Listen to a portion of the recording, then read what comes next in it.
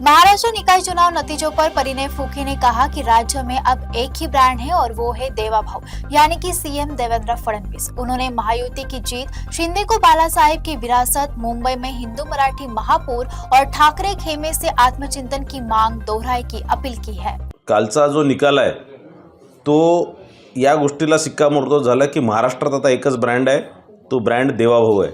आणि काल ज्या प्रकारे संपूर्ण महाराष्ट्रातल्या जनतेने भारतीय जनता पार्टीला साथ दिला, महायुतीला साथ दिला, मला असं वाटतं आता कोणतेही दुसरं कोणी शिल्लक राहिले नाही। आता एकच ब्रँड आहे, तो म्हणजे देवा भाऊ।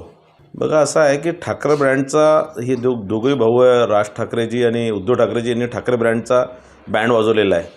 आणि मला असं वाटतं की आता जो वारसा माननीय स्वर्गीय हिंदू हृदय सम्राट बाळासाहेब ठाकरे यांचा जो वारसा जो आहे तो आता एकनाथ शिंदे साहेब चालवत आहे। मला असं वाटतं की उद्धव ठाकरे साहेब आणि राज ठाकरे साहेबांनी आपले पक्ष एकनाथ शिंदे साहेबांच्या शिवसेनेत विलीन करून टाकावे आणि परत तो जो बाळासाहेबांनी जो हिंदुत्वाचा जो नारा दिला होता ते घेऊन शिवसेनेने आता काम केलं पाहिजे। निश्चितच आता जे ननिवडून आले, कारण मोठ्या प्रमाणात सगळे आपले कार्यकर्ते निवडून आले, सगळे आता नगरसेवक झाले आहेत आणि त्यामध्ये कोण मुंबई शहराला पुढे घेऊन जाऊ शकतो, कोण एक ट्रान्सपरंट तिथे सरकार देऊ शकतो आणि कोण चांगलं काम करू शकतो, त्यामध्ये निश्चितच निवड होणार।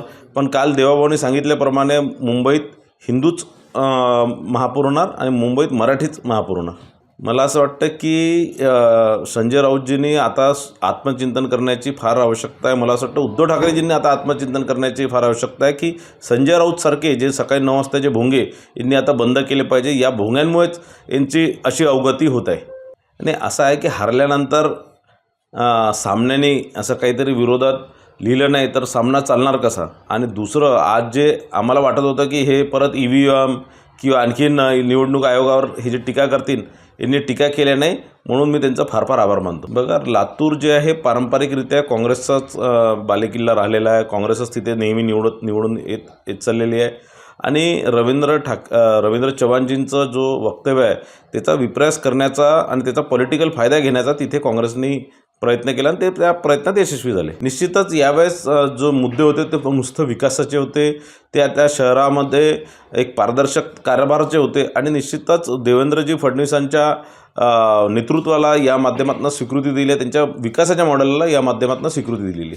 असं आहे की मतदान ज्यावेळेस करतात त्यावेळेस लोक फार विचारपूर्वक करतात। सामान्य जनता आपल्या सामान्य व्यक्तीला निवडून देतात, जो त्यांच्या अर्ध्या रात्री कामात येणार, जो त्यांचा मोहल्ला किंवा त्यांचा परिसर स्वच्छ ठेवणार, जो त्यांचे तिथे एक भ्रष्टाचारमुक्त कारभार त्या तिथे चालवणार। आणि या प्रकारचे रील स्टार मला वाटतं की नुसतं हे नौटंकी असतात, यांच्या हे काही कधी निवडून येऊ शकत नाही।